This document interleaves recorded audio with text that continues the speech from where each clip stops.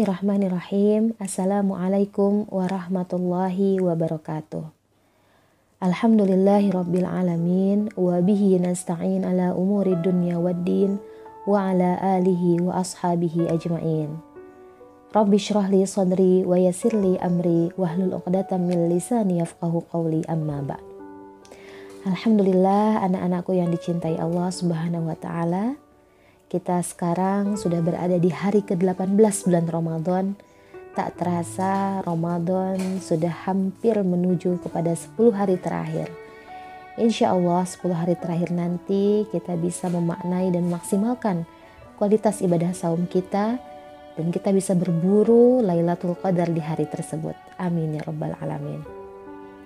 Insya Allah pada kesempatan hari ini Miziah akan membahas tentang kisah sahabat yang insya Allah menjadi inspirasi serta teladan bagi kita semua.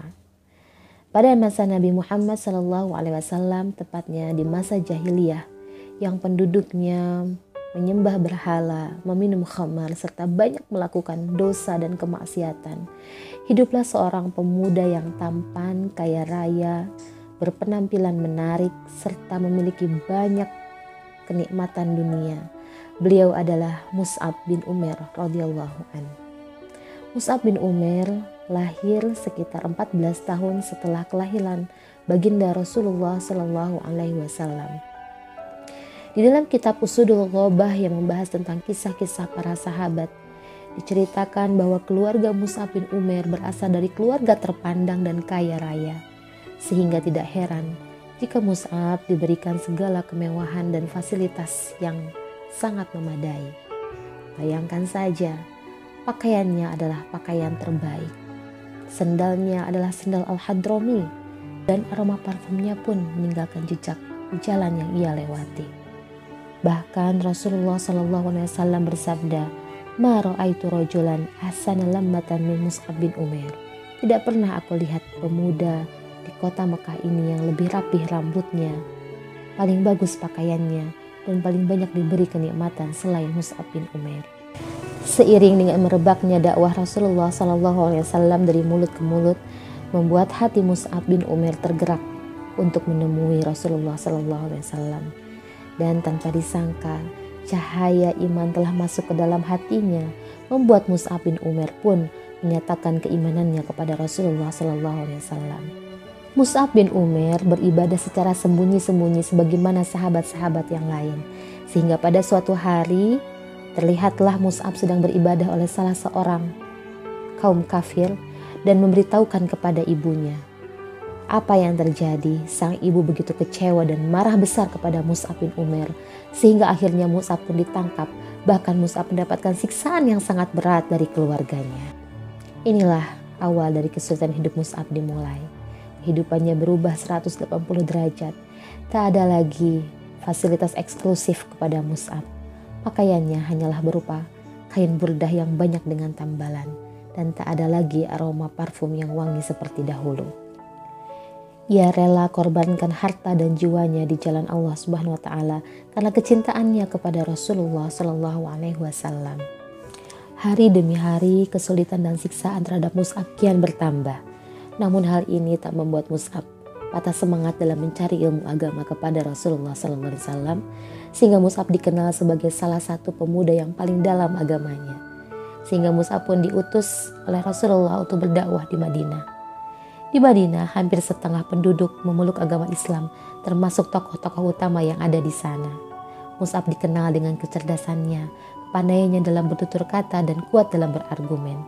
Sehingga suatu saat Mus'ab pun ditunjuk sebagai pemegang panji bendera Islam dalam perang Uhud. Pada saat itu, perhatian musuh terpusat kepada Rasulullah SAW untuk membunuhnya. Datanglah Mus'ab berlari kencang sambil menunggang kudanya seraya berkata takbir Allahu Akbar. Pada saat itu dirinya tahu bahwa dia akan dibunuh. Dan kemudian datanglah musuh dengan membawa pedang dan menebas tangan kanan Mus'ab, sehingga terputuslah tangan kanannya. Lalu Mus'ab pun membaca ayat wa ma Muhammadun illa rasulun qad khalat min qablihi rusul. Muhammad itu tidak lain hanyalah seorang rasul. Sungguh telah berlalu sebelumnya beberapa orang rasul. Lalu bendera pun ia pegang dengan tangan kirinya.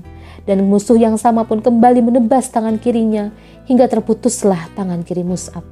Dan ia dekap bendera itu di dadanya sambil membaca ayat yang sama. Hingga akhirnya anak panah merobohkannya dan gugurlah Mus'ab bin Umair. Ketika perang usai, Rasul pun melihat sahabat-sahabatnya yang gugur. Dan ketika melihat Mus'ab bin Umair, tak terasa mengalirlah air mata para sahabat dan Rasulullah SAW. Karena tak ada sehelai kain pun yang ada pada Mus'ab selain sehelai kain kafan yang apabila ditarik kain itu ke atas, terbukalah kakinya. Yang apabila ditutup kain itu ke bawah, terbukalah kepalanya. Maka Rasul meminta agar menutup kain itu ke atas dan menutup kakinya dengan rumput idkhir. Anak-anakku, mari kita berkaca dalam kehidupan kita sehari-hari. Sudah sedalam apa rasa cinta kita kepada Allah dan Rasul-Nya? Sejauh apa kita letakkan Allah dan Rasul-Nya di hati kita masing-masing? Sudahkah kita menempatkannya di atas segalanya? Sudah seberapa penting perintah dan larangannya kita taati? Dan adakah urusannya lebih penting di atas urusan Allah dan Rasul-Nya? Mari kita perbaiki ibadah kita. Mari kita perbaiki prioritas kita dalam hidup ini. Yang tadinya mungkin masih banyak bermain gadget. Dan ketika mendengar azan kita masih asik dengan gadget. Kemudian kita asik dengan menonton TV. Kita kurangi hal tersebut. Mungkin hari ini kita tidak perlu mengambil tombak dan anak panah untuk berperang.